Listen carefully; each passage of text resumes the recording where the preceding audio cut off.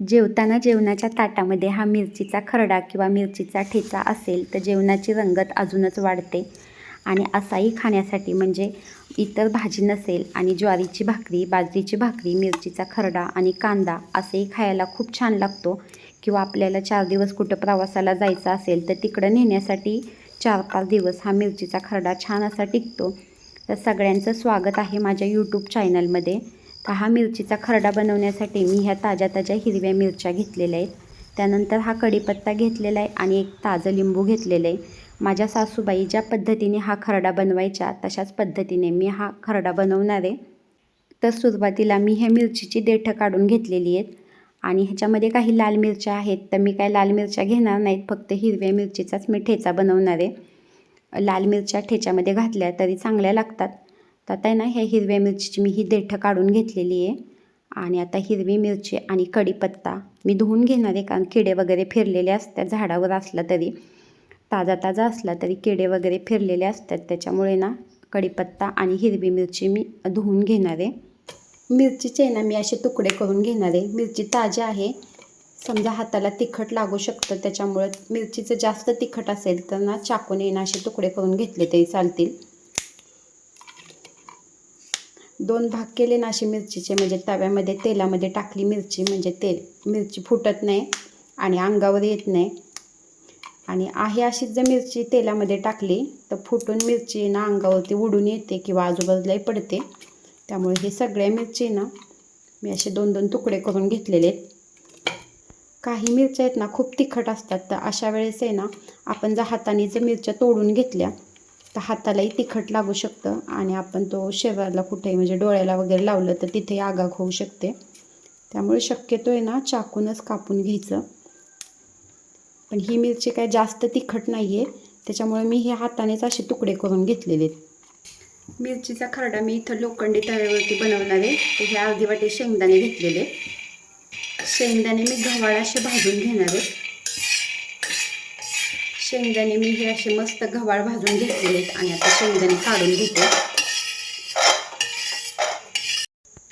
तव्यावरती आहे ना मी आता हे तेल ओतलेले, छोटे 2 चमचे असं तेल ओतून घेतलेले आणि आता ना ही मिरची तव्यावरती मी भाजून घेणार आहे.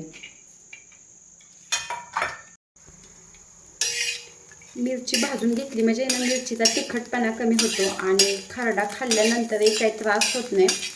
त्यामुळे मिरची ही अशी भाजून घ्यावी लागते.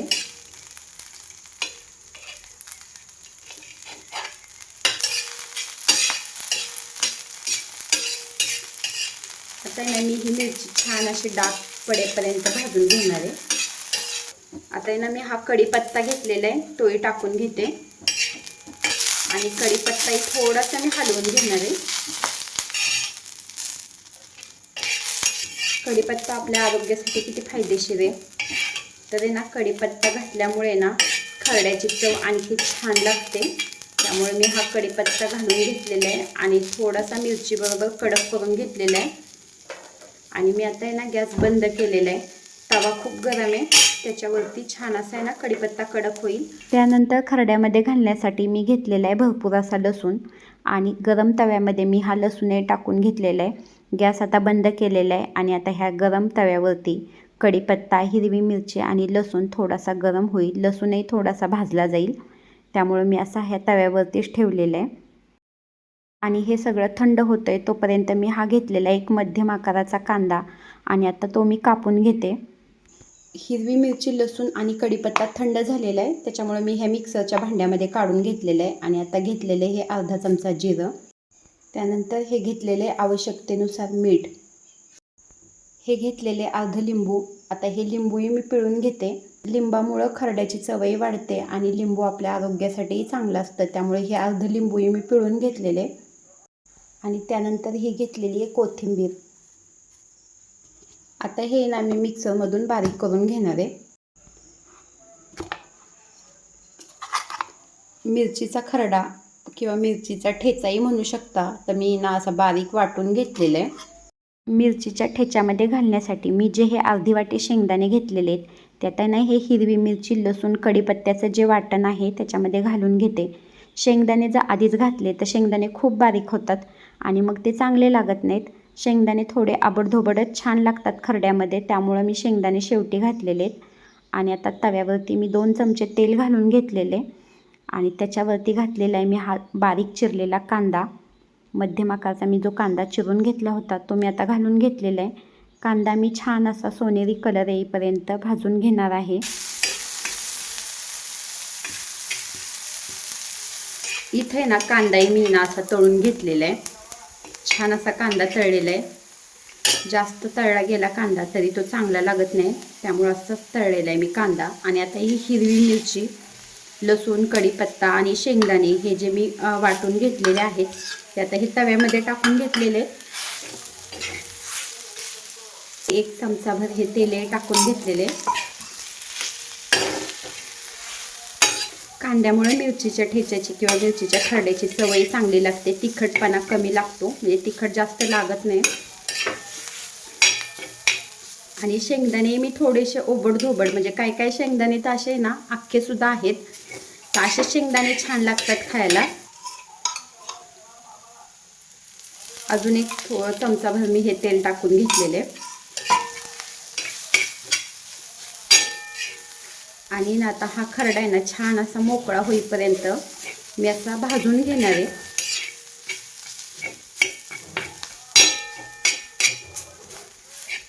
मिरची भाजलेलीच आहे, त्यामुळे ठेचा जास्त भाजण्याची आवश्यकता नाही.